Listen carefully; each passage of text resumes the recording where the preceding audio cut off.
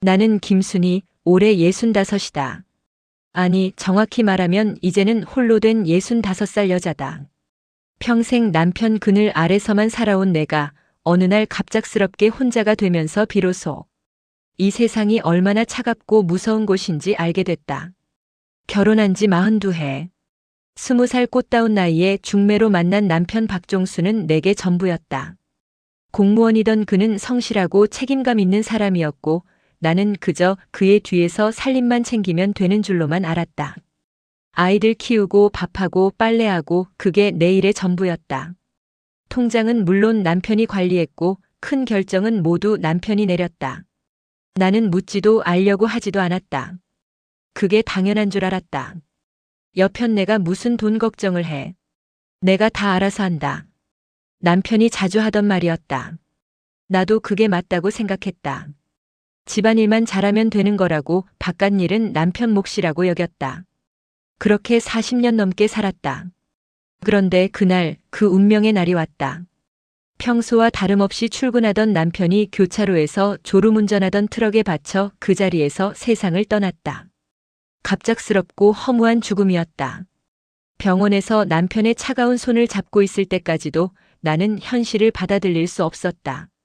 이게 꿈이겠지, 악몽이겠지 했다. 장례를 치르는 동안 친척들과 지인들이 와서 위로해 주었지만 막상 모든 게 끝나고 집에 홀로 남겨지니 그제야 현실이 다가왔다. 이제 정말 혼자다. 평생 의지했던 남편 없이 살아야 한다는 것이 처음에는 슬픔에 잠겨 아무것도 할 수 없었다. 며칠을 멍하니 앉아서 눈물만 흘렸다. 그런데 현실은 내 슬픔을 기다려주지 않았다. 각종 서류들이 쏟아져 나왔다. 은행에서, 보험회사에서, 국민연금공단에서, 이곳저곳에서 서류를 가져오라고, 도장을 찍어오라고 신청서를 써서 제출하라고 했다. 남편이 해오던 모든 일들을 이제 내가 해야 한다는 것을 그때 깨달았다. 평생 남편이 관리해온 통장들의 비밀번호도 모르고 보험이 얼마나 들어있는지도 몰랐다. 심지어 우리 집 전세금이 얼마인지, 대출이 얼마나 남았는지도 몰랐다. 부끄럽게도 나는 내 살림살이에 대해 아무것도 모르는 채로 살아왔던 것이다. 가장 먼저 찾아간 곳은 은행이었다. 남편 명의로 된 통장들을 정리해야 했다. 은행 직원은 친절하게 설명해 주었지만 상속 절차가 이렇게 복잡한 줄은 몰랐다. 상속 포기각서, 인감증명서, 가족관계증명서 등등 처음 들어보는 서류들이 한가득이었다. 아들과 딸이 있지만 둘 다 서울에서 직장 생활하느라 바빠서 자주 내려올 수도 없는 형편이었다. 어머니, 이런 일들은 저희가 다 도와드릴 테니까 너무 걱정하지 마세요. 아들의 말이었지만 당장 필요한 것들을 하나하나 처리하는 것은 결국 내 몫이었다. 평생 처음으로 혼자서 관공서를 다니고 서류를 떼고 줄을 서고 사람들과 대화해야 했다. 보험금 청구 과정에서 첫 번째 충격을 받았다. 보험 설계사라는 사람이 와서 친절하게 설명해 주더니 갑자기 다른 보험 상품을 권유하기 시작했다.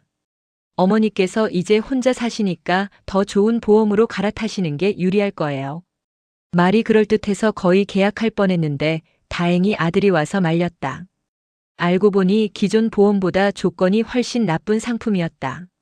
어머니, 이런 사람들 말 함부로 믿으시면 안 돼요. 다들 자기 이익만 챙기려는 거예요.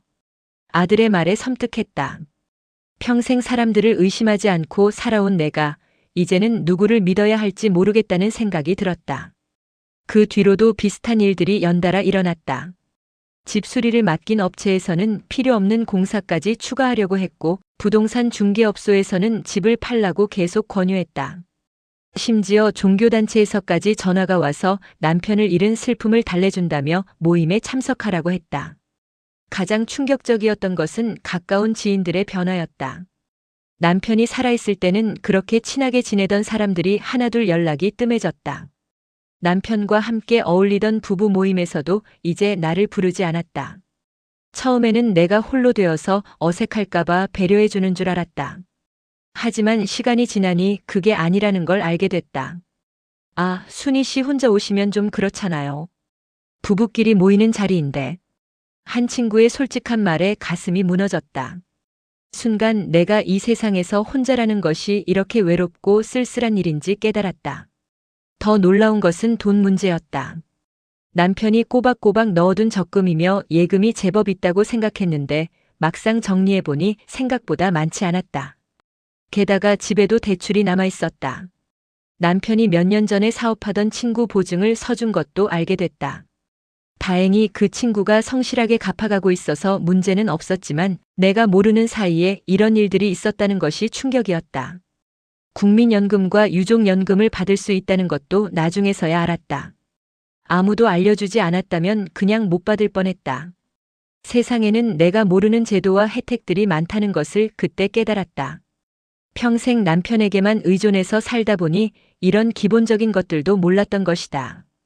혼자서 모든 일을 처리하면서 가장 어려웠던 것은 사기꾼들이었다. 보이스피싱 전화가 하루에도 몇 번씩 걸려왔다.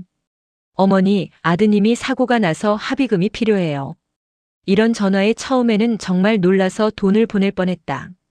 다행히 아들에게 확인 전화를 해서 사기인 것을 알았지만 그 순간의 당황함과 두려움은 지금도 생생하다. 길에서도 이상한 사람들이 자꾸 접근했다. 할머니, 좋은 투자 있는데 관심 없으세요? 건강에 좋은 제품인데 한번 보실래요? 예전에는 이런 사람들이 접근하지 않았는데 혼자 다니는 노인이 되니까 표적이 된 것 같았다. 마트에서 쇼핑할 때도 달라졌다. 예전에는 남편과 함께 가서 필요한 것들을 사왔는데 혼자 가니까 직원들이 대하는 태도부터 다르다는 걸 느꼈다. 불친절하다거나 무시한다는 건 아니지만 뭔가 미묘한 차이가 있었다. 혼자 온 노인이라는 시선으로 보는 것 같았다. 은행에서도 마찬가지였다. 큰 돈을 인출하려고 하면 어머니, 혹시 사기당하시는 건 아니죠? 라며 의심부터 했다. 물론 고마운 일이기도 했지만 동시에 내가 판단력이 없는 사람으로 보인다는 생각에 서운했다. 가장 힘들었던 것은 명절이었다. 예전에는 내가 음식을 준비하고 가족들을 맞았는데 이제는 아들이나 딸네 집에 가서 얻어먹는 신세가 됐다. 며느리와 사위는 겉으로는 잘해주지만 속으로는 부담스러워한다는 것을 느낄 수 있었다. 어머니 혼자 계시니까 우리가 모셔야 하는데. 이런 말들을 들으면 내가 짐이 된 것 같아 마음이 아팠다. 동네에서도 입지가 달라졌다. 예전에는 박 과장 부인으로 불리며 어느 정도 대접을 받았는데 이제는 그냥 혼자 사는 할머니가 됐다. 복지관에서 여러 프로그램을 소개해줬지만 그곳에 가면 나처럼 홀로 된 노인들이 모여 있었다. 그들과 이야기를 나누다 보니 모두 비슷한 경험을 하고 있었다. 우리 같은 사람들은 아무도 신경 안 써줘요. 자식들도 바쁘고 친구들도 멀어지고 결국 혼자예요. 한 할머니의 말에 공감했다. 사회에서 우리는 보이지 않는 존재가 된 것 같았다. 몇 달 지나면서 점점 세상이 어떤 곳인지 알게 됐다. 나같이 무력한 노인들을 노리는 사람들이 참 많다는 것을. 건강식품 판매원, 보험 설계사, 투자 권유자, 종교인을 자처하는 사람들까지 모두 친절한 척하며 접근해서 내 돈을 노린다는 것을 깨달았다. 전화 한 통에도 신경이 곤두선다. 어머니, 안녕하세요. 라며 정중하게 시작하는 전화는 대부분 뭔가를 팔려는 전화다. 진짜 안부를 묻는 전화는 별로 없다. 처음에는 외로워서 이런 전화라도 반가웠는데 이제는 귀찮고 무섭다. 집에 혼자 있으면 온갖 걱정이 든다. 갑자기 쓰러지면 누가 발견할까? 사기꾼들이 또 전화하면 어떻게 대처할까? 아프면 누가 돌봐줄까? 이런 생각들이 밤마다 나를 괴롭힌다. 그래도 시간이 지나면서 조금씩 적응해 나가고 있다. 이제는 낯선 전화가 와도 단호하게 끊는다. 길에서 접근하는 사람들도 피해 다닌다. 큰 결정을 할 때는 반드시 아들이나 딸과 상의한다.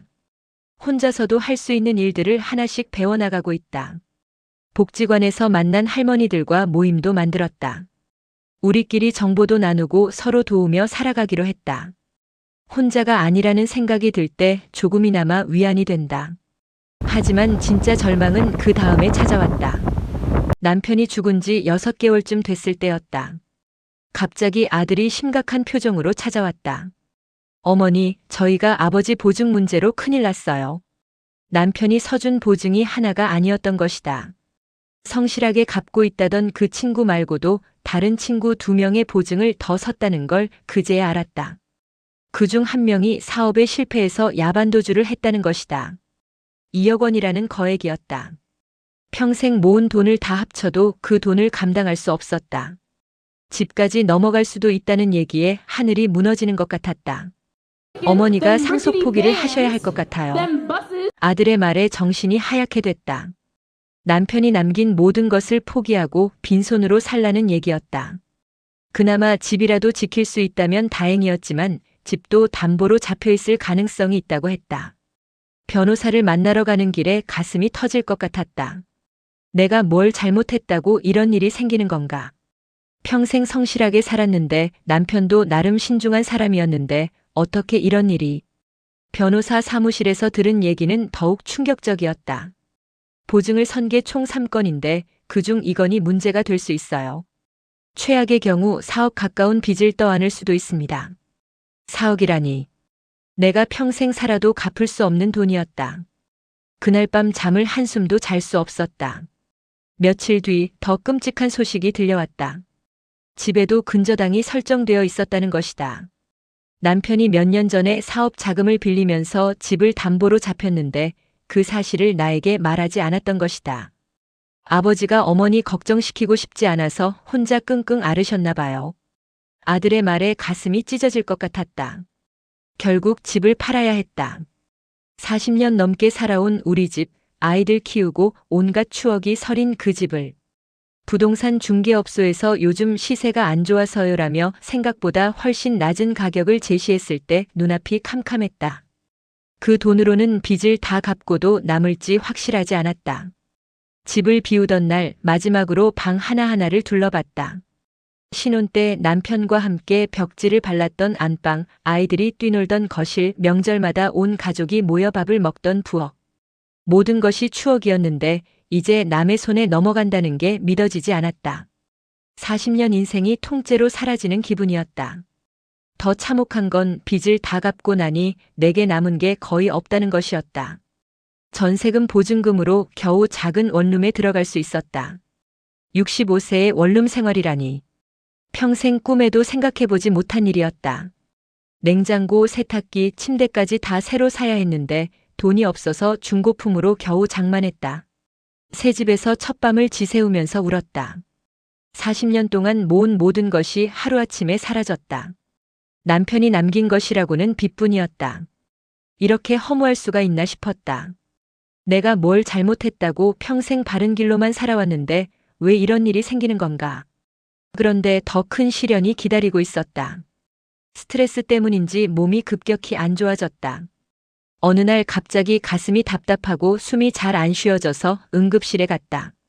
심장에 문제가 있다는 진단이었다. 수술까지는 아니어도 꾸준히 치료를 받아야 한다고 했다. 병원비가 만만치 않았다. 국민건강보험이 있어도 본인 부담금이 상당했다. 매달 병원에 가서 약을 타고 정기검사를 받다 보니 생활비에서 병원비가 큰 부분을 차지했다.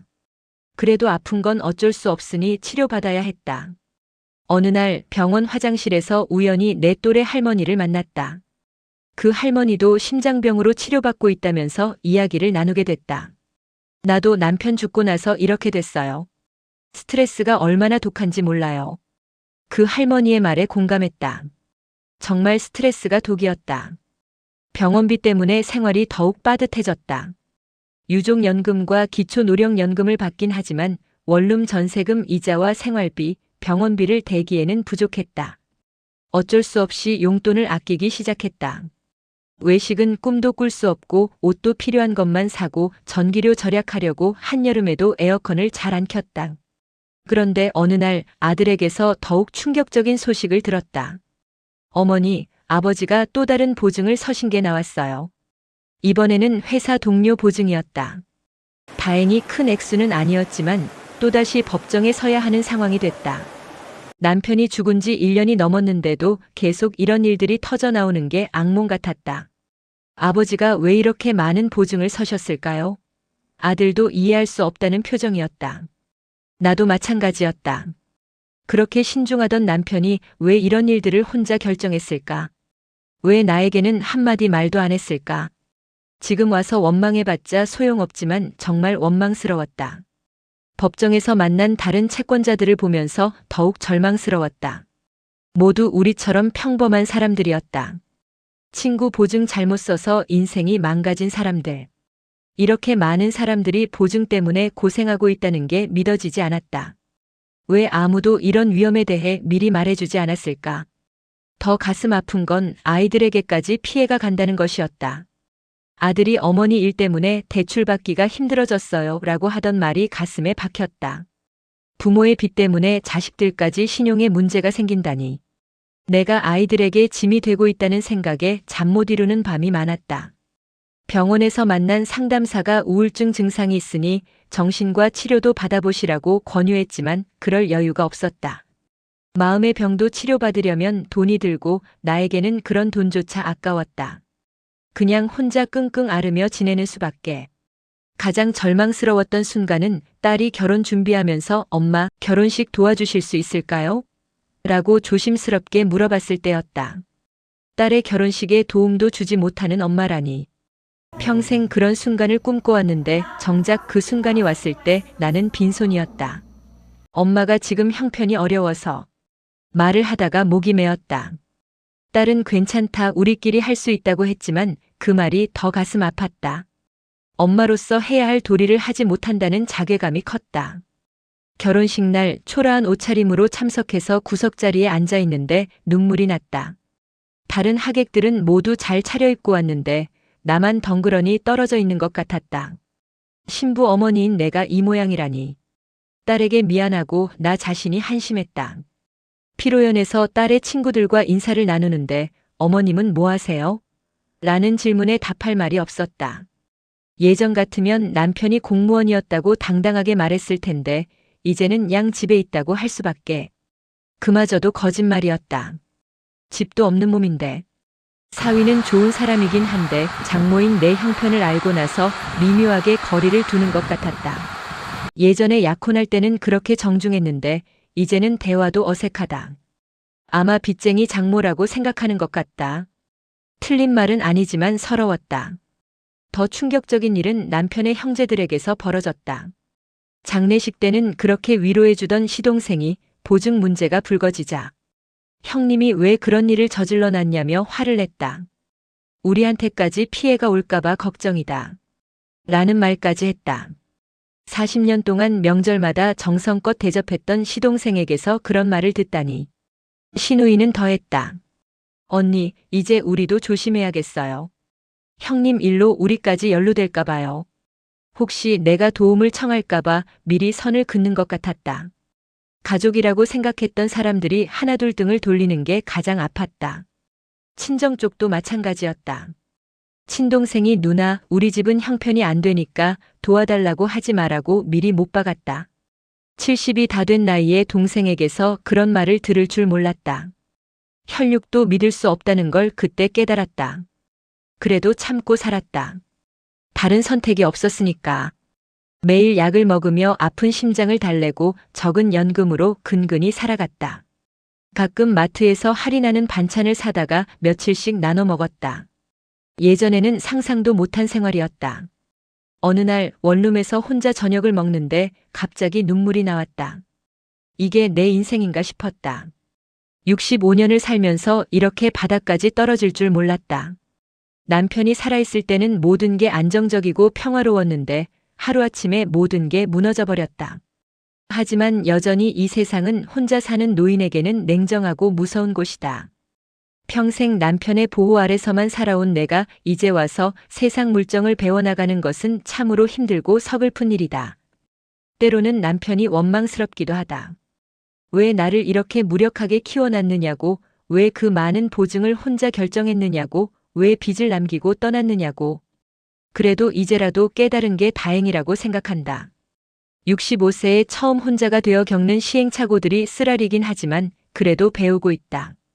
더 이상 누구든 믿고 의존할 수 없다는 것, 내일은 내가 챙겨야 한다는 것, 이 세상은 약자에게 결코 친절하지 않다는 것을, 특히 가족조차 믿을 수 없다는 것을 뼈저리게 깨달았다. 요즘은 젊은 며느리들에게 조언하고 싶다. 절대 나처럼 살지 말라고. 남편에게만 의존하지 말고 스스로 설 수 있는 힘을 기르라고. 돈 관리도 직접 하고 세상 돌아가는 일도 관심 갖고 알아두라고. 특히 보증은 절대 서지 말라고, 가족이라도 함부로 믿지 말라고. 언제 혼자가 될지 모르는데 그때 가서 배우기에는 너무 늦다고. 나는 이제 남은 인생을 혼자 힘으로 살아가야 한다. 무섭고 외롭고 가난하지만 포기할 수는 없다. 65년을 살면서 처음으로 진짜 세상이 어떤 곳인지 알게 됐으니 이제라도 현명하게 살아보려고 한다. 더 이상 순진한 여자가 아닌 세상의 냉정함을 아는 강한 여자가 되어야 한다. 매일 아침 일어나면 거울 속에 내 모습을 본다. 주름지고 늙고 초라한 얼굴이지만 예전보다는 단단해 보인다. 남편의 그늘에서 벗어나 혼자 서는 법을 배우고 있는 65세 여자의 얼굴이다. 집도 잃고 돈도 잃고 가족들에게도 버림받았지만 그래도 살아있다. 힘들지만 이것도 내 인생이고 끝까지 당당하게 살아낼 것이다. 그런데 시련은 여기서 끝나지 않았다. 남편이 죽은 지 2년째 되던 어느 날 아들에게서 또 다른 충격적인 소식을 들었다. 이번에는 남편이 회사에서 공금을 빼돌렸다는 의혹이 제기됐다는 것이었다. 남편이 다니던 청에서 감사가 들어가면서 밝혀진 일이었다. 어머니, 아버지 계좌로 이상한 돈이 들어왔다가 나간 기록이 있대요.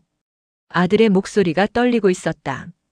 혹시 아버지가 뭔가 말씀하신 적 없어요? 나는 아무것도 몰랐다. 평생 그렇게 깨끗하게 살던 남편이 그런 일을 할 리 없다고 믿었다. 하지만 조사 결과는 충격적이었다. 남편이 마지막 3년간 총 8천만 원 정도의 공금을 임의로 사용했다는 것이다. 물론 돌려놓긴 했지만 그 과정에서 여러 사람에게 돈을 빌렸고 그것이 보증을 남발하게 된 이유였다는 게 드러났다. 아버지가 왜 그런 일을? 아들도 나도 믿을 수 없었다. 하지만 증거는 명확했다. 남편이 투자에 실패해서 손실을 메우기 위해 공금에 손을 댔고 그것을 메우기 위해 사채까지 쓰다가 결국 감당할 수 없는 상황이 된 것이었다. 그동안 남편이 왜 그렇게 괴로워했는지 이제야 이해할 수 있었다. 죽기 전 몇 달간 남편이 잠을 못 자고 신경질적으로 굴던 모습이 떠올랐다. 나는 그저 나이 들어서 그런가 보다 했는데 사실은 이런 무거운 비밀을 혼자 짊어지고 있었던 것이다.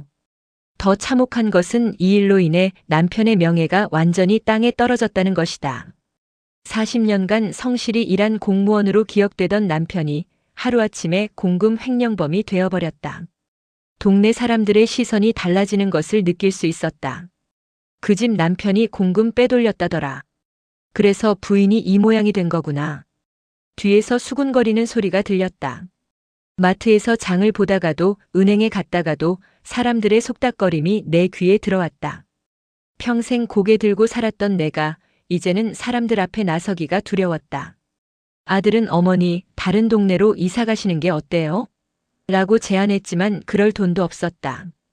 게다가 어디로 가서 살겠는가? 이미 몸도 많이 아픈데 새로운 환경에 적응할 자신도 없었다. 결국 동네 사람들의 시선을 견디며 살아야 했다. 복지관에서도 분위기가 이상해졌다. 전에는 그냥 불쌍한 할머니 정도로 여겨졌는데 이제는 횡령범의 부인이라는 꼬리표가 따라붙었다. 같이 활동하던 할머니들도 어색해하기 시작했다. 순희 씨 미안한데 우리 모임에서는 좀. 한 할머니가 조심스럽게 말을 꺼냈다.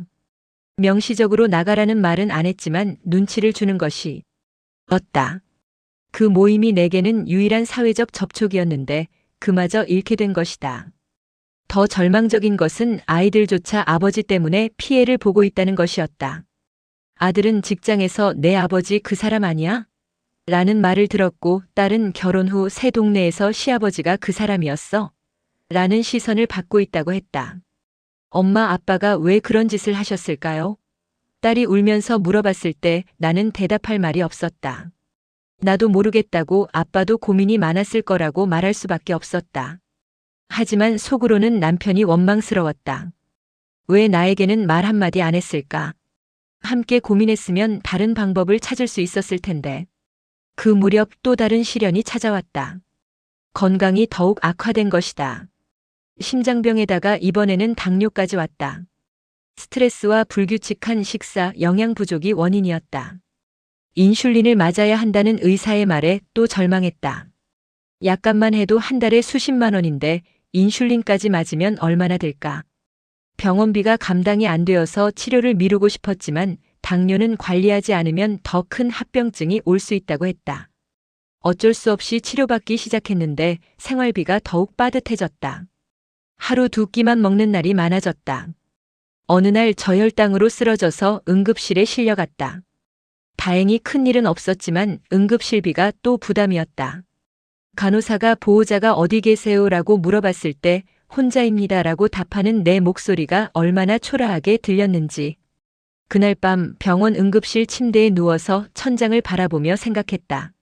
내가 지금 죽으면 누가 발견할까? 며칠이나 지나서 아들이나 딸이 연락이 안 된다며 찾아올까? 아니면 집주인이 전기료 고지서가 쌓인 걸 보고 이상하다며 확인해 볼까? 정말 외로웠다. 병원에서 만나는 다른 환자들은 모두 가족이 옆에 있는데 나만 혼자였다. 수액을 맞으면서도 아무도 걱정해주는 사람이 없다는 게 이렇게 쓸쓸한 일인지 몰랐다. 집으로 돌아와서도 몸이 회복되지 않았다. 기력이 없어서 집안일도 제대로 할 수 없었다. 청소도 밀리고 빨래도 쌓이고 냉장고도 텅 비어있는 날이 많았다. 그래도 아픈 티를 내면 아이들이 걱정할까봐 괜찮다, 괜찮다 하며 버텼다. 하지만 몸은 정직했다. 계단 오르기가 힘들어져서 엘리베이터가 없는 빌라 3층 원룸으로 이사할 수밖에 없었다. 전세금이 더 저렴한 곳이었지만 그만큼 환경도 열악했다. 곰팡이가 슬고 방음도 안 되고 겨울에는 춥고 여름에는 더웠다. 새집 첫날 밤 옆집에서 들려오는 부부 싸우는 소리에 잠을 못 이뤘다. 아래층에서는 아이들 뛰는 소리가 계속 들렸다. 40년간 조용한 단독주택에서 살다가 이런 곳에서 살게 될 줄 꿈에도 몰랐다. 그런데 정말 견디기 힘들었던 것은 명절이었다. 추석이 되면 온 가족이 모여서 차례를 지내고 함께 시간을 보내던 그 소중했던 시간들. 이제는 아들 내 집이나 딸 내 집에 얻어가는 신세가 되었지만 그마저도 부담스러워하는 분위기를 느낄 수 있었다. 할머니 오시면 우리가 또 자리 양보해야 해요. 손자가 투덜거리는 소리를 들었을 때 가슴이 찢어질 것 같았다. 내가 손자에게는 짐이 되고 있다는 것을. 예전에는 내가 큰 상을 차리고 가족들을 대접했는데 이제는 반대가 되어버렸다. 며느리는 겉으로는 어머니 편하게 계세요 했지만 속으로는 부담스러워한다는 것을 알 수 있었다. 나 하나 더 있으면 음식도 더 해야 하고 잠자리도 마련해야 하고 여러모로 신경 쓸 일이 많아지니까. 사위도 마찬가지였다. 처음에는 장모라며 정중하게 대해줬는데 내 형편을 알고 나서는 확실히 달라졌다. 대화도 줄어들고 시선도 피하는 것 같았다. 아마 시댁집 식구들에게 장모님이 좀 어려우시다고 말했을 것이다. 가장 마음 아팠던 것은 손주들의 변화였다. 예전에는 할머니 오신다고 그렇게 좋아하던 아이들이 이제는 시큰둥했다. 할머니는 왜 맨날 아프세요? 할머니는 왜 집이 없어요? 아이들의 순진한 질문에 답할 말이 없었다. 명절 음식을 먹으면서도 편하지 않았다. 예전에는 내가 만든 음식을 가족들이 맛있게 먹는 모습을 보는 게 행복했는데 이제는 다른 사람이 해준 음식을 얻어먹는 신세가 되었다. 고맙지만 동시에 한심하고 미안했다. 어머니 좀 더 계시다가 가세요. 아들이 형식적으로 말했지만 며느리의 표정을 보면 빨리 가기를 바라는 것 같았다. 결국 하루 이틀만 있다가 돌아오는데 집으로 돌아가는 길이 이렇게 쓸쓸할 수가 없었다. 원룸에 홀로 앉아서 명절 뉴스를 보는데 가족들과 함께 즐거운 시간을 보내는 다른 가정들의 모습이 나왔다. 그 모습이 예전의 우리 가족 같았다. 언제부터 이렇게 달라진 걸까? 남편만 있었어도 이렇게까지는 안 됐을 텐데. 혼자 사는 게 이렇게 힘든 일인지 몰랐다. 아플 때 돌봐줄 사람도 없고 밥 먹을 때 대화할 사람도 없고 무슨 일이 있어도 함께 고민해줄 사람도 없다. 텔레비전만이 유일한 말상대였다. 가끔 남편 꿈을 꾼다. 꿈에서는 남편이 살아있고 우리는 여전히 그 집에서 함께 살고 있다. 아침에 일어나서 꿈이었다는 걸 깨달을 때의 허탈감은 말로 표현할 수 없다. 현실이 꿈보다 더 악몽 같다는 게 이런 기분인가 보다. 이제는 죽는 것도 두렵지 않다. 오히려 언제까지 이렇게 살아야 할지가 더 두렵다. 몸은 더 아플 테고 돈은 더 떨어질 테고 외로움은 더 깊어질 텐데. 그래도 죽을 용기는 없다. 아이들에게 더 큰 상처를 주고 싶지 않아서. 하지만 살아가는 것도 쉽지 않다. 매일매일이 버티기의 연속이다. 오늘 하루만 버티자, 이번 달만 버티자 하면서 간신히 살아가고 있다. 언젠가는 이 고통도 끝날 거라고, 어떻게든 평안한 날이 올 거라고 스스로를 달래면서. 남편이 살아있을 때는 몰랐다. 내가 이렇게 약한 사람인지, 세상이 이렇게 냉혹한 곳인지. 65년을 살면서 이제야 진짜 인생을 배우고 있다. 너무 늦었지만 그래도 배우고 있다. 아무도 믿지 말고 스스로 설 수 있어야 한다는 것을.